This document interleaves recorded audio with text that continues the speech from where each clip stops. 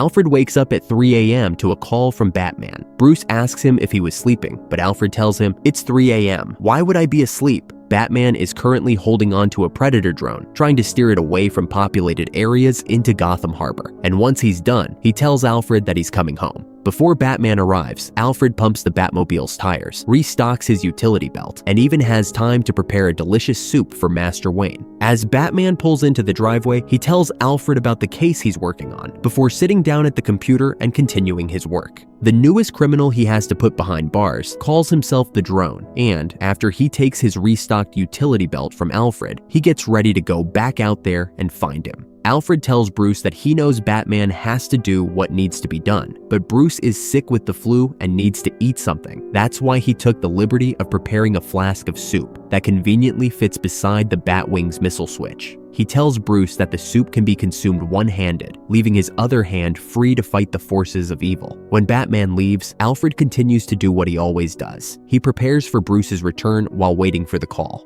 that tells him he's all right, or the other one. As Bruce is on his way to the drone's last known location, a UAV appears next to him, destroying a nearby building. Batman blows up the drone, but his scans show that someone is down there in the middle of the ruins. Bruce tells Alfred to call an ambulance, while he goes down there to investigate.